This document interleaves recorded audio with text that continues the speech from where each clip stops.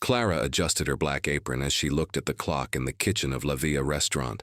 11 hours on her feet, and she still had 2 more to go. Her feet ached inside the regulation black shoes, but she couldn't afford to complain. She needed every penny of her tips. As she arranged the silverware on a recently vacated table, her phone vibrated. It was another message from the hospital. Valentina's bills kept piling up, and the insurance wouldn't cover the new treatment her younger sister needed. "Table 15, Miguel shouted from the kitchen. Clara headed toward the table with her best professional smile, even though inside she just wanted to sit down for a moment. At table 15 sat a young man in a suit that probably cost more than his 6-month salary. He was absent-mindedly playing with his latest model phone while ignoring the menu in front of him. "Good evening, I'm Clara, and I'll be your waitress. Can I get you something to drink?" The man barely looked up. "A Macallan, 18, and make it quick." Clara recognized that tone. It was the same one used by all the rich clients who thought the wait staff was invisible. "Right away, sir."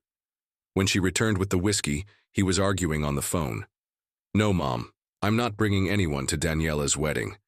Yes, I know the whole family will be there. No, I don't need you to introduce me to your friend's daughter." Clara placed the whiskey on the table and accidentally knocked the man's phone over, which fell onto the table. "Be more careful," he snapped, cutting off the call. "Do you know how much this phone costs?" "I'm so sorry, sir," Clara replied, staying calm, even though she felt her cheeks burning. The man looked at her for the first time, really looked at her, and something changed in his expression. "Wait, maybe," he muttered more to himself. Then he smiled, a smile Clara didn't know how to interpret. "My name is Alejandro Montalvo," he said, his tone completely different now, "and I think you just solved my problem. Would you like to earn $5,000 for a weekend of work?" Clara blinked in confusion. "Excuse me." Alejandro smiled slightly. "I saw you when that client yelled at you earlier. You didn't lose your composure. You didn't let yourself be intimidated. My family is intense. I need someone who can let go of that without breaking down." Clara crossed her arms. "And how do you know I won't say no?"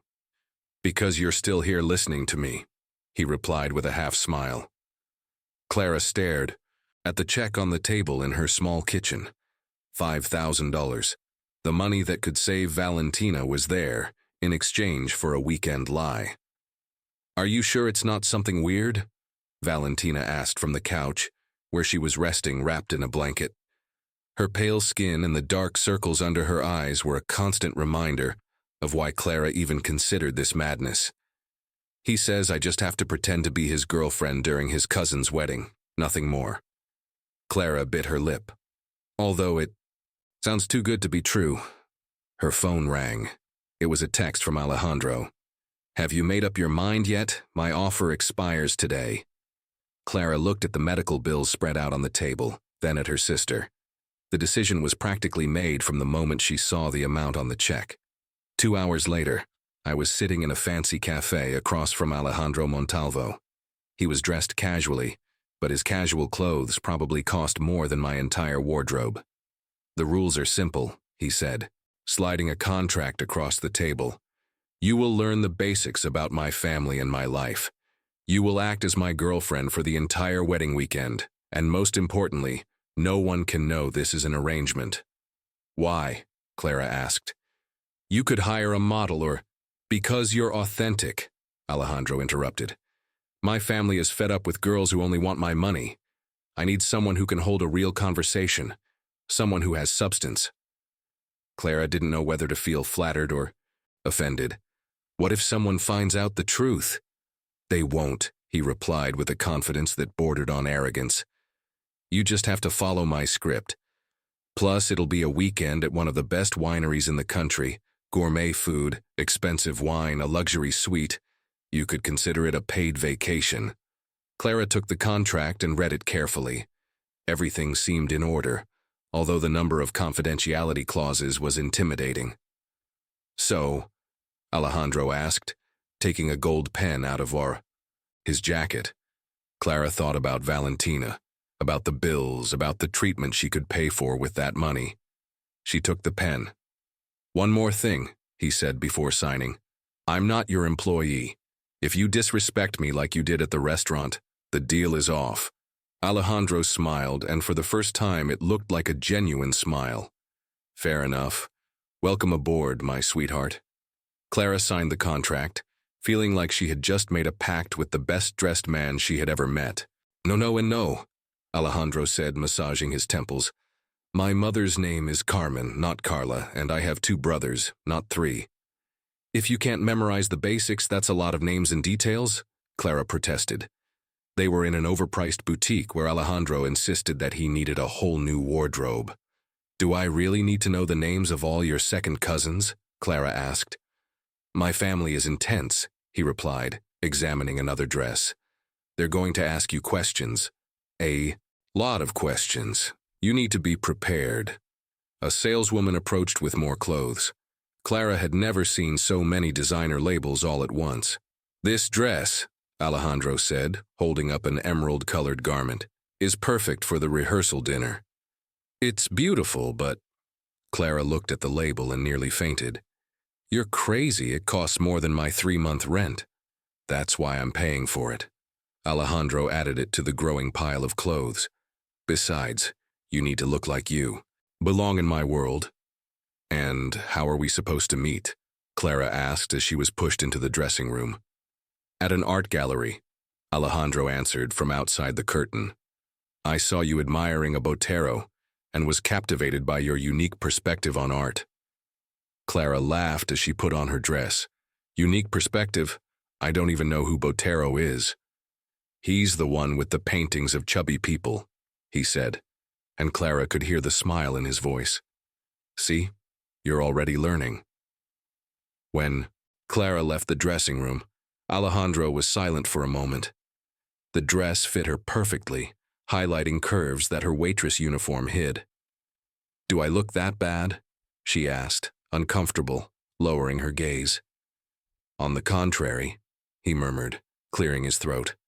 "I think this is going to work better than I thought." Over the next few hours, Clara learned more about the Montalvos than she ever wanted to know. As she tried on shoes, she memorized names. As they picked out accessories, she rehashed family histories. "One last thing," Alejandro said as they left the boutique, bags laden. "You need to stop cringing when people look at you. In my world, confidence is everything." "It's easy to be confident when you've been born with a silver spoon in your mouth," Clara replied. "And it's admirable to be confident when you've had nothing," he replied, surprising Clara. "You're stronger than you think. You just need to believe it too." For a moment their eyes met, and something changed in the air between them, but Clara quickly looked away. She couldn't forget that this was just a job, an act, although it was getting harder and harder to remember. The Guadalupe Valley stretched majestically before them, with endless rows of vineyards under the afternoon sun. The Casa Montalvo winery had been transformed into a fairy tale setting, with white flowers and hanging lights everywhere. Clara clung to Alejandro's arm as they walked toward the entrance. "Remind me again why I agreed to this," she whispered.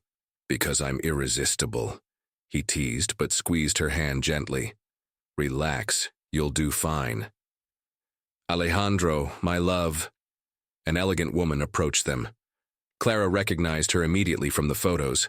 It was Carmen Montalvo, the matriarch of the family. "Mom," Alejandro smiled, kissing her cheek.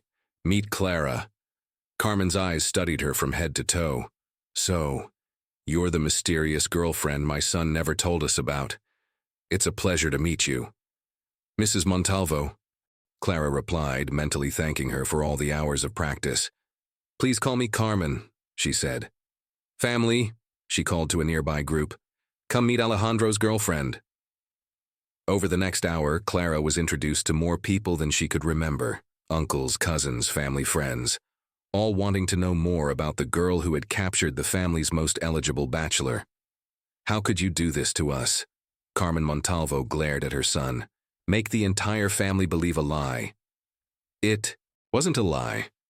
Alejandro took a deep breath. At first it was, but what Clara and I have is real. You used us, an uncle exclaimed. The entire family believed your story. And if they'd given us the chance, they would have realized it's not a story anymore, Clara said in a firm voice. We fell in love in the process. Carmen looked at them in silence, then sighed. At least tell me this wasn't just about money. Clara took Alejandro's hand. It wasn't. Alejandro looked at her, surprised. That part wasn't in the script. Finally, Carmen exclaimed, tears in her eyes. Someone who sees my son for who he is, not for his bank account. Dinner went by like a dream. Clara navigated the conversations with a grace she didn't know she had, and Alejandro seemed equally surprised and pleased by her performance. I've never seen the family so delighted, he murmured over dessert. They're completely in love with you. Maybe because I'm not pretending to be something I'm not, she replied. Well, except for being your girlfriend, that is. Alejandro looked at her for a long time with an expression Clara couldn't decipher. Yes, he finally said, except for that. The music started playing, and the couples made their way to the dance floor. Clara watched as the Montalvo family laughed and celebrated, feeling strangely a part of something beautiful and at the same time completely out of place. A toast to the bride and groom, the voice of the bride's father echoed through the room. Everyone raised their champagne glasses. Clara and Alejandro stood at one of the head tables, so close she could feel the heat of their bodies. Throughout the evening, they had perfected the art of appearing intimate without actually being so. A hand on the waist here, a knowing glance there. And since we're celebrating love, the bride's father continued, may all the couples kiss. Clara's heart stopped. This wasn't in the contract. She looked at Alejandro in panic, but he was already leaning towards her, his eyes silently asking if she was okay. There was no time to think. The families were watching them expectantly. Clara closed her eyes and felt Alejandro's lips on hers. It was supposed to be a quick, professional kiss, one more act in their elaborate lie. But something changed the moment their lips touched. The kiss was soft at first, almost shy. Then Alejandro's hand slid to the back of her neck, pulling her closer. Clara found herself answering without thinking, her fingers clinging to the lapel of his suit. The world around her disappeared. There was no family watching, no contract, no pretenses. There was only the warmth of his lips, the light taste of champagne, and an electric current running through her body. When they finally separated, they were both breathless. The applause and whistles of the family brought them back abruptly to reality. That's how it's done, little brother, Daniel shouted from somewhere, eliciting laughter. Clara took a step, back, her cheeks burning. She didn't dare look Alejandro in the eye. What had just happened? She began, but the words caught in her throat. I need air, Alejandro murmured, loosening his tie. Without another word, he walked away into the garden. Clara stood still, unconsciously touching his lips. This wasn't part of the plan. It was all supposed to be an act, a business. But that kiss had been real. They make a beautiful couple? Carmen commented, appearing at his side. I've never seen my son look at someone like that. Like that? Clara asked, her voice barely a whisper, as if she'd just found something she didn't know she was looking for.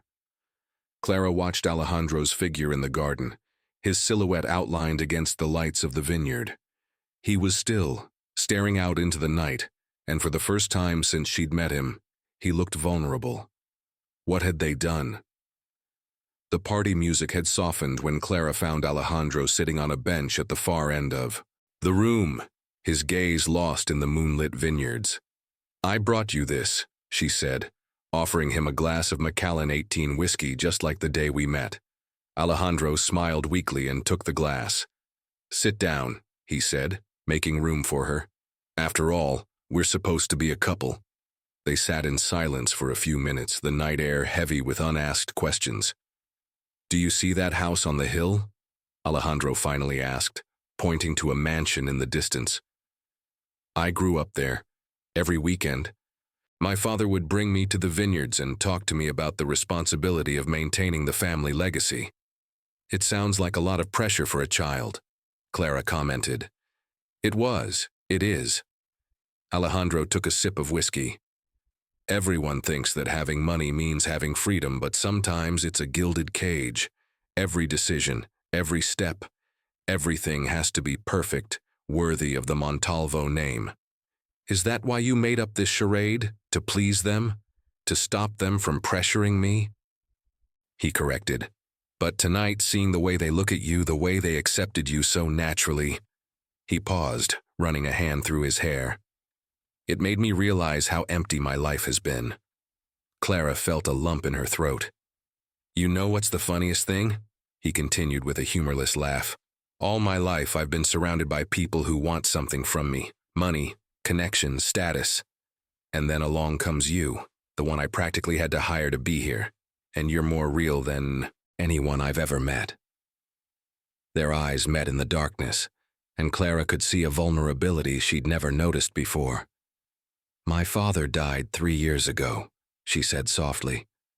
His last piece of advice was to find something real in my life, something money couldn't buy.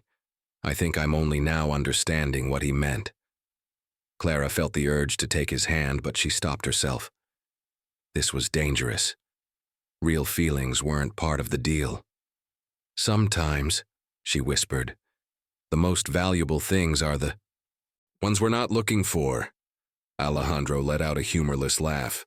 If my father heard that, he'd say it's an excuse for not having a plan. Clara looked at him curiously. Have you always done everything according to a plan? Always. Until now.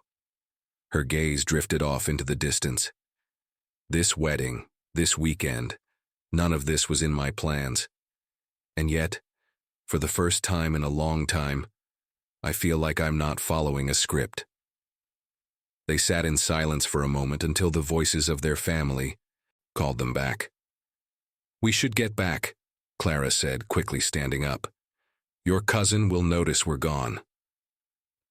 Alejandro nodded, but as they began to walk back, his fingers brushed hers briefly. There was more truth in that simple gesture than in all the lies they'd built. And how is Valentina? Asked the voice of Maria, Clara's best friend, over the phone. Clara had slipped away to a quiet corner of the winery to make this call. The same.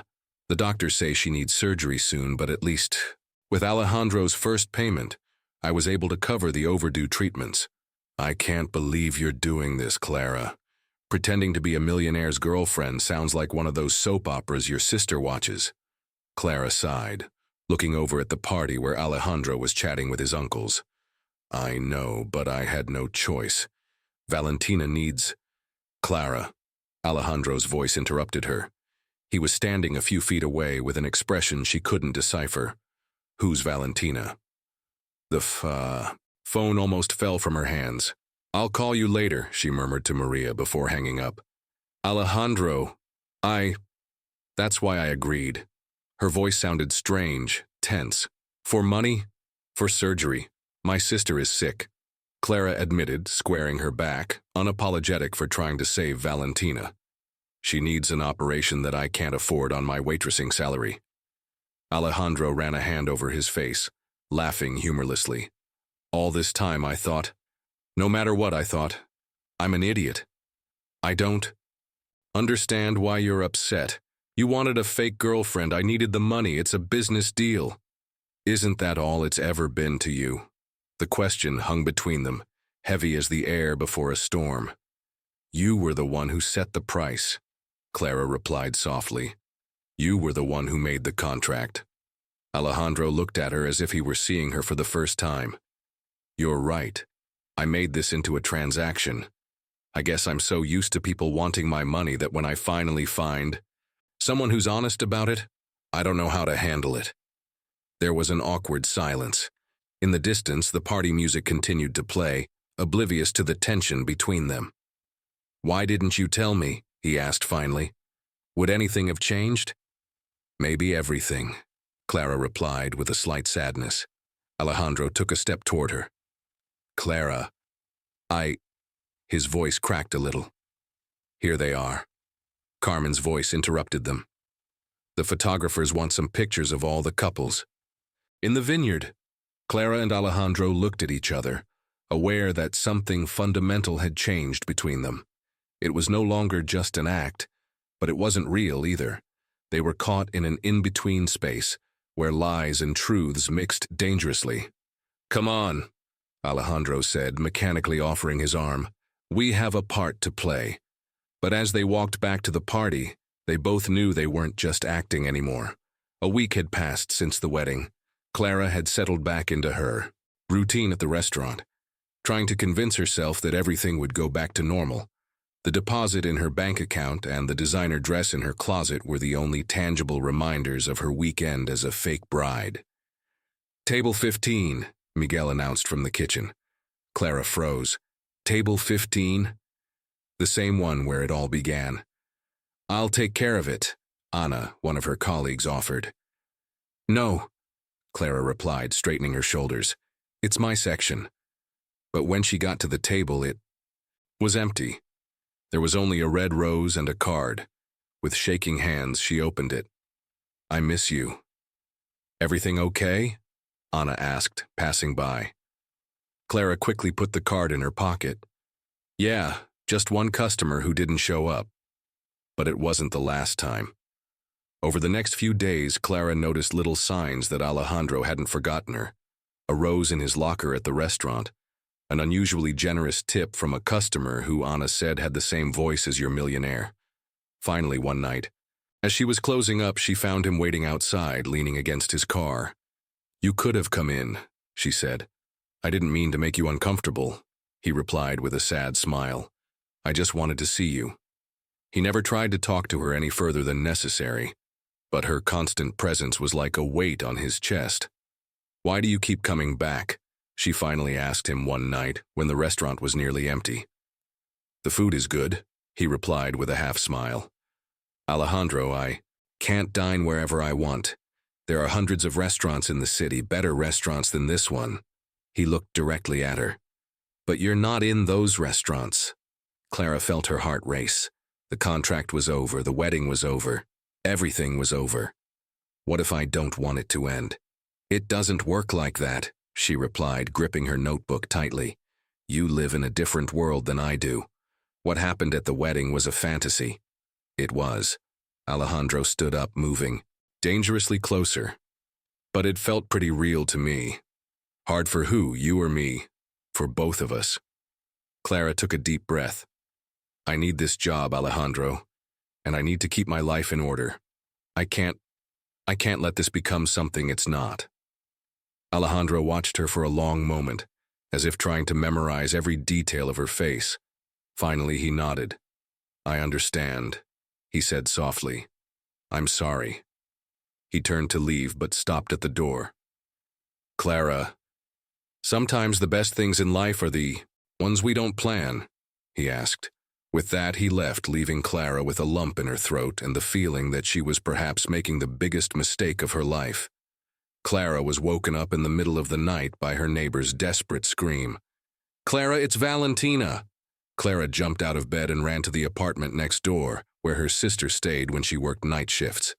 Valentina was on the couch, pale and panting.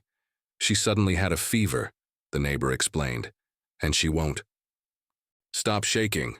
"Call an ambulance," Clara ordered, kneeling down beside her sister. The next few minutes were a blur. The ambulance, the sirens, the hospital. Clara found herself in the waiting room, shivering in her pajamas, not knowing what to do. With trembling fingers, she dialed the only number she could think of. "Clara." Alejandro's voice sounded sleepy. "It's 3 a.m. I'm sorry. I didn't know who else to call. Valentina's at..."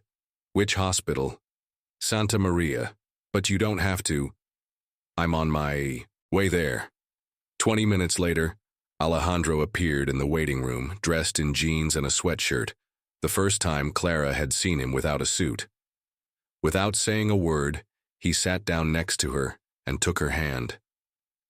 "The doctors are with her," Clara murmured. "They say it could be a complication of the new medication." Her voice cracked.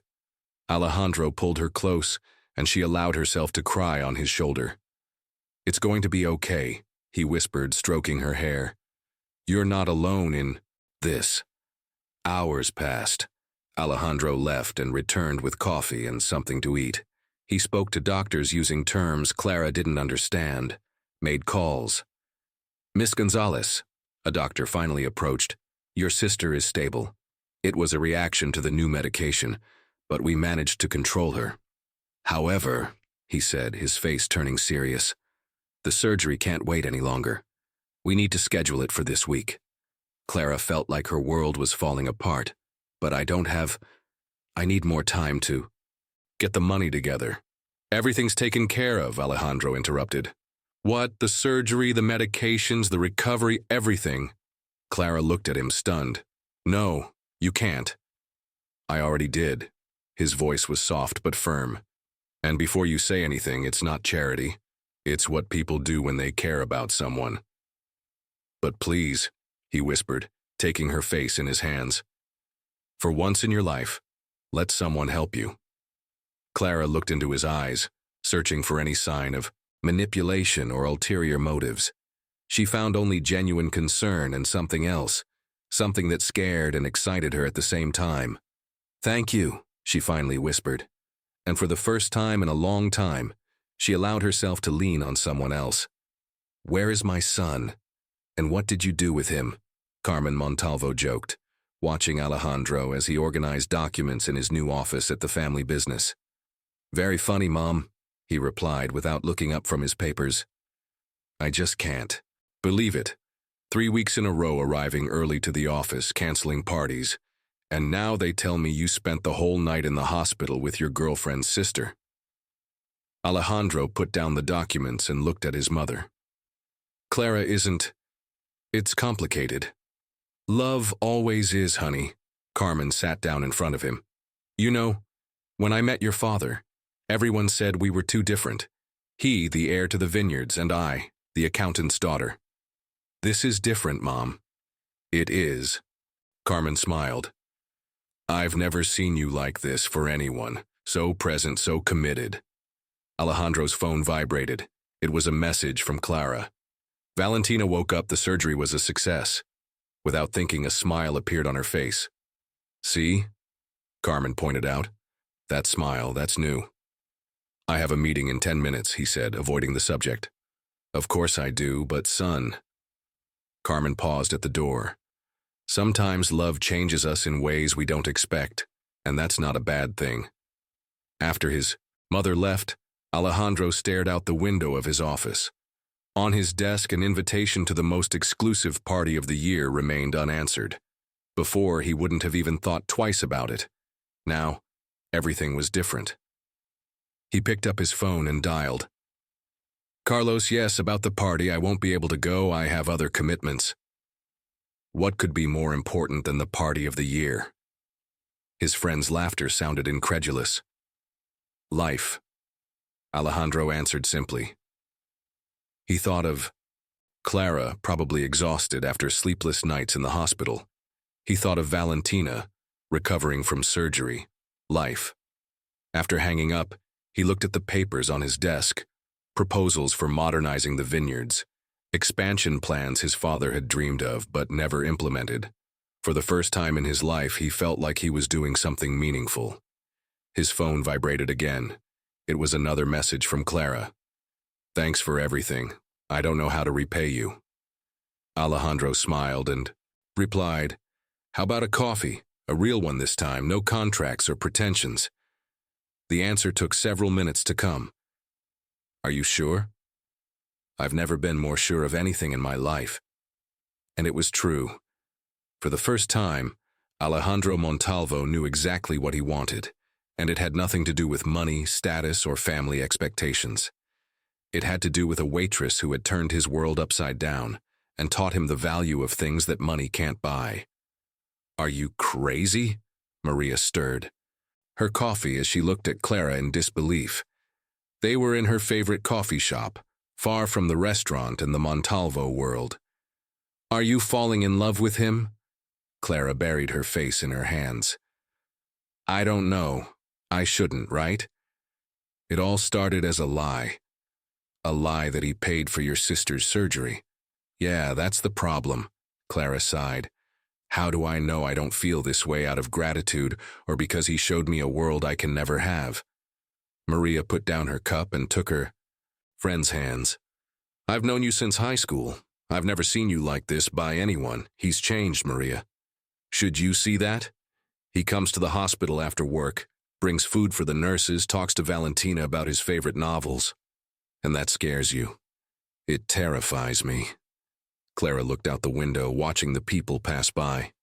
Because when all this is over, when Valentina fully recovers, what will be left? Will he go back to his world of parties and luxuries and I? What if he doesn't? Maria interrupted. What if he really has changed? Clara remembered the way Alejandro looked at her now, so different from that first night at the restaurant. She remembered his daily messages, his unexpected visits, the way his voice softened when he spoke to her. I can't take that risk, he finally whispered. I can't build hopes on a lie. A lie? Maria shook her head. Clara, look at me.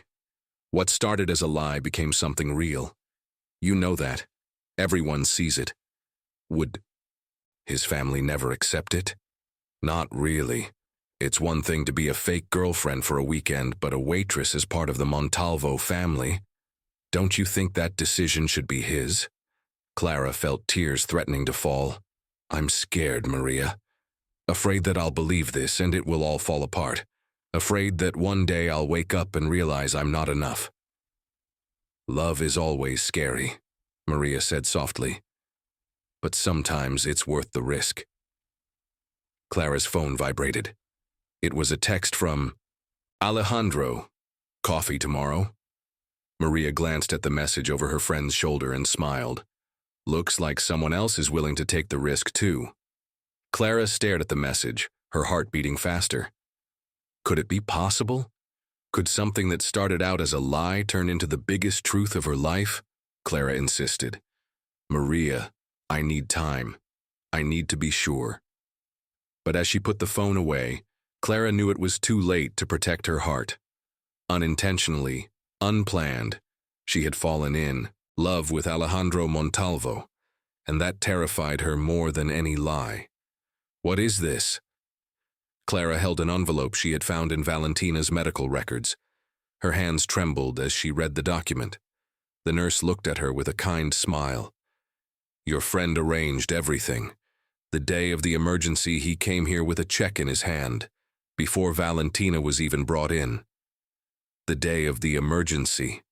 The air left her lungs. He had it planned out. I don't know since when, but he seemed very sure that he was going to need it, the nurse said. He didn't take no for an answer. He arranged everything in advance, even leaving a fund for medications and post-operative therapy. Clara left the hospital feeling like her world was spinning. The pieces were starting to fit together. Alejandro's constant visits to the restaurant, his immediate appearance on the night of the emergency, everything perfectly timed. She found him in his office reviewing documents. Why? He asked from the doorway without saying hello. Alejandro looked up, confused. Clara, what? She threw the envelope on her desk. Why did you pay for Valentina's surgery before her emergency? Were you waiting for the perfect moment to be the hero? It's not what you think. No, because it seems like you've been manipulating everything from the beginning. What am I to you? A charity project? Another way to show your family how mature you've become? Clara, please. Alejandro stood up, trying to get closer. But she backed away. No, she raised a hand, stopping his words. The farce is over. The coffee's everything. I will pay every penny of that surgery, even if it takes me years. Don't make this any harder, Alejandro said. I already did. Clara walked toward the door but paused for a moment. Thank you for helping my sister, but I don't want to see you again. She walked out of the office without looking back, tears finally falling down her cheeks. Behind her, she heard the sound of something breaking, but she kept walking. Sometimes, he thought, the most painful lies are the ones we tell ourselves, when we pretend that love can cross any barrier. For the first time in his life, Alejandro Montalvo didn't know what to do. A week had passed since Clara left his office, and the emptiness she left seemed to grow every day. "You're still here," Daniel said, entering his office and finding his brother looking out the window. "It's 10 at night. What do you want?" Alejandro asked. "Mom's worried you're not answering calls. You canceled all your social gatherings. And from what I hear, you've been sleeping at the office." Alejandro turned to his brother. "Did you come to lecture me?" "No." Daniel sat down. "I came to ask you why you let her go." She made her decision. "Since when does Alejandro Montalvo take no for an answer? This is different." Alejandro ran a hand through his hair. "I hurt her. I wanted to help and I only got worse." "You know what's funny?" Daniel smiled, for the first time. "You really care about anyone in your life but yourself, and just now you decide to give up." "I'm not giving up." "No, because the Alejandro I know wouldn't just sit here miserable. The Alejandro I saw at that wedding, looking at Clara like she was the only person in the world, would fight. What if she doesn't want you to fight? Or are you afraid she will?" Daniel stood up. "For the first time, you found something money can't buy, brother.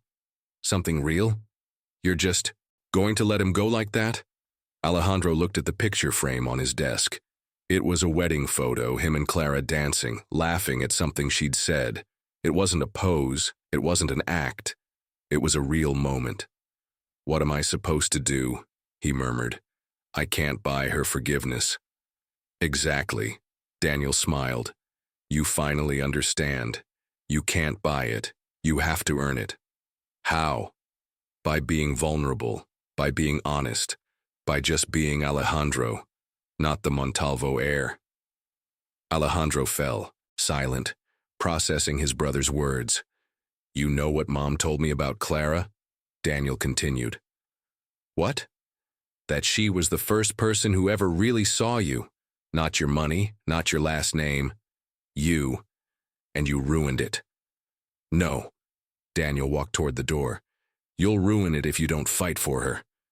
After his brother left, Alejandro stared at the photo. Clara was right. He had tried to control everything, to play the hero, when all she needed was his honesty. He grabbed his phone, but instead of calling his driver or his contacts, he ordered an Uber. It was time to do things differently. It was time to just be Alejandro. Clara was closing up the restaurant when she saw him. Alejandro was standing in the rain, no umbrella, no usual designer suit. He was wearing only jeans and a soaked t-shirt. "What are you doing here?" she asked, stopping at the door. "I need to talk to you." "We've already said everything that needs to be said." "No." Alejandro took a step forward. "You spoke. Now I need you to listen to me." Clara looked around. The street was deserted, the rain falling incessantly. "You're soaked." "I don't care." They sat in silence for a moment, the sound of the rain filling the space between them. 5 minutes, Clara finally conceded. "I'm sorry," he began. "Not for helping Valentina, but for how I did it. For not being honest with you. All my life," he continued, "I've used money to solve problems. It's the only thing I know how to do. When I found out about Valentina, my first instinct was to fix everything because that's what I do. I fix things.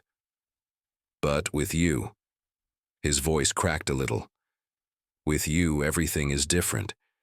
You make me want to be better. Not for my family, not for appearances, but for myself. Why should I believe you? Because I'm here in the rain, without bodyguards, without a driver, without everything that normally makes me feel safe. Just me, scared like never before in my life, but being honest for the first time." Clara really looked at him, her hair wet, her eyes vulnerable, her hands shaking slightly. "I came by Uber," he added with a small smile, "and I got lost twice looking for the right stop." Despite herself, Clara felt the corners of her lips curl up.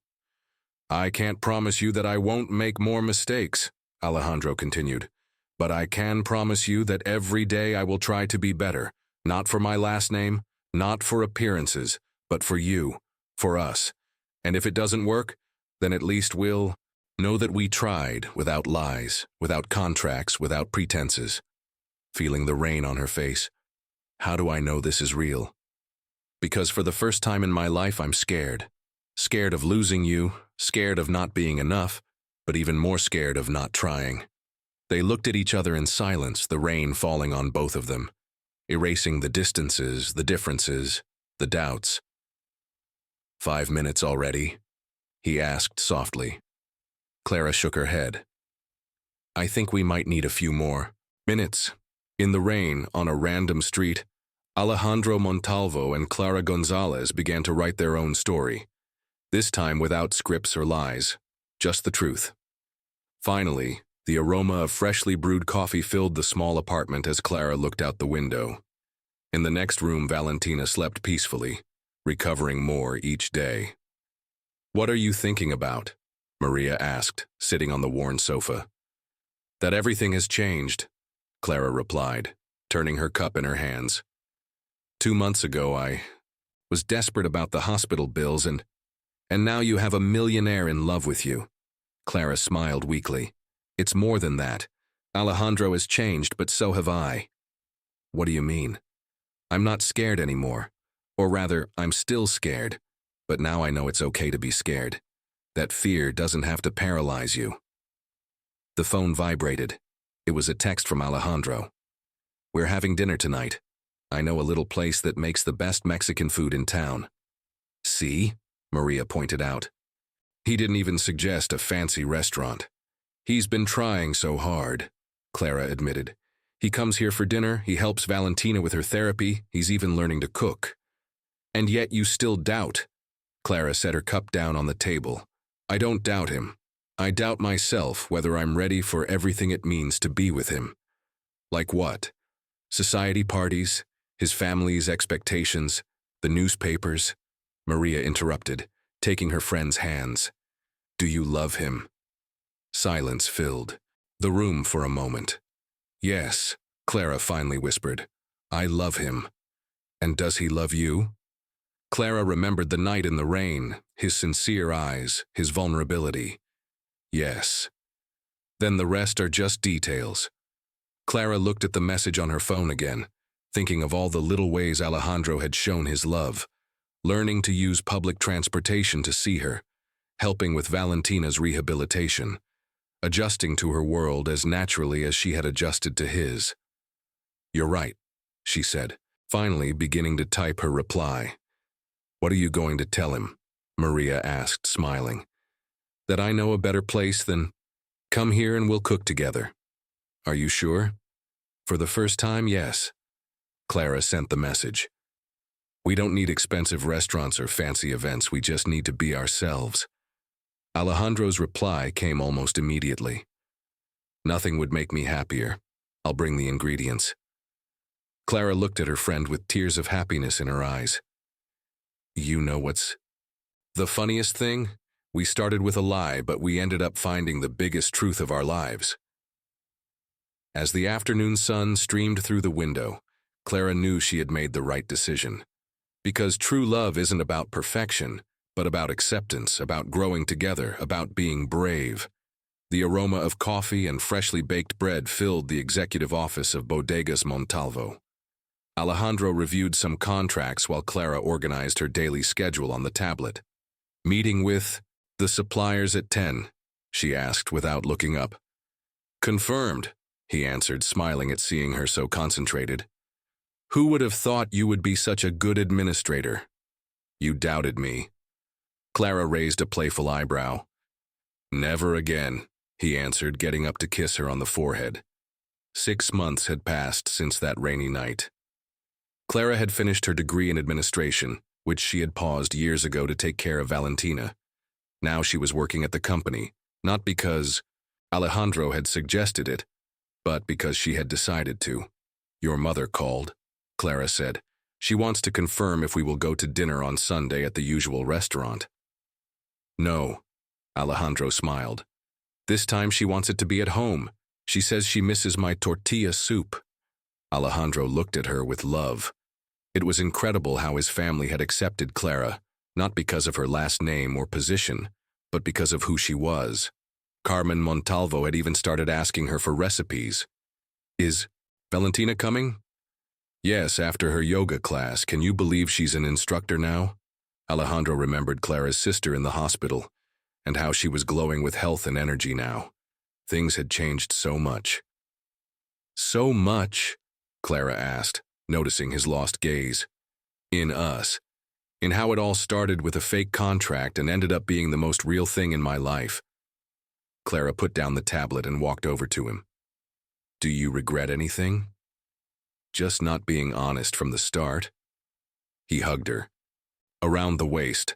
But every mistake brought us here. No, and this is exactly where I want to be, she replied, kissing him softly. The intercom rang. No, Mr. Montalvo. The investors are here.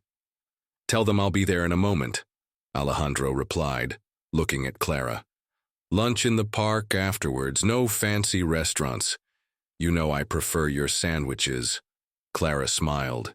It was true, the Alejandro she knew, the one who only frequented exclusive places, had changed as much as she had. They now preferred home-cooked dinners, walks in the park, quiet evenings at home. I love you, she whispered. I love you more, he replied, taking his briefcase. Who would have thought that the best decision of my life would begin with a lie? At table 15, the table where everything changed. Clara smiled, and as she watched him leave for their meeting, Clara thought about how far they had come. It wasn't a fairy tale. It was better. It was real, with its ups and downs, with its challenges and joys.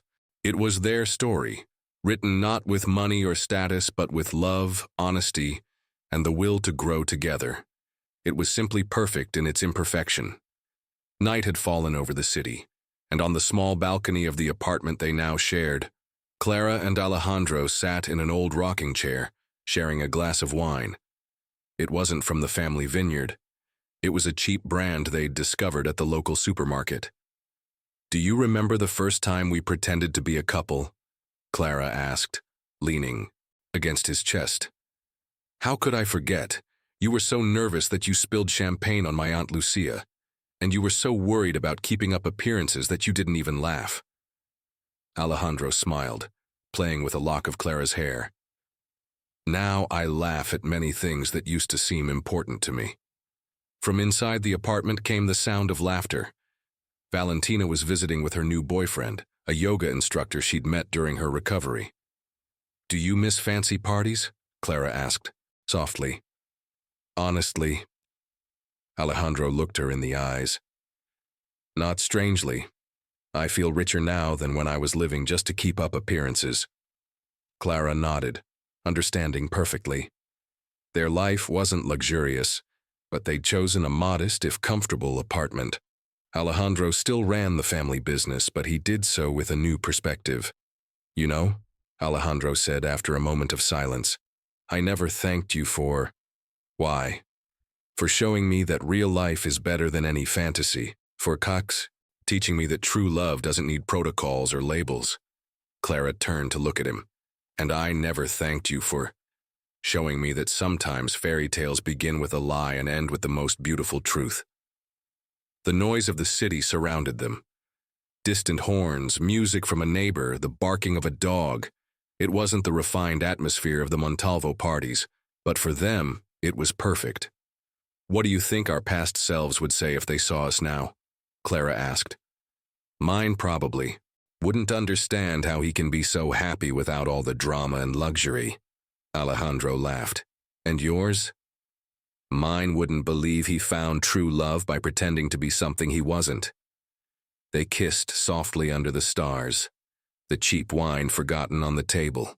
I love you, Alejandro whispered, without contracts, without conditions, without pretensions. I love you, Clara replied, with all our defects, with all our truths.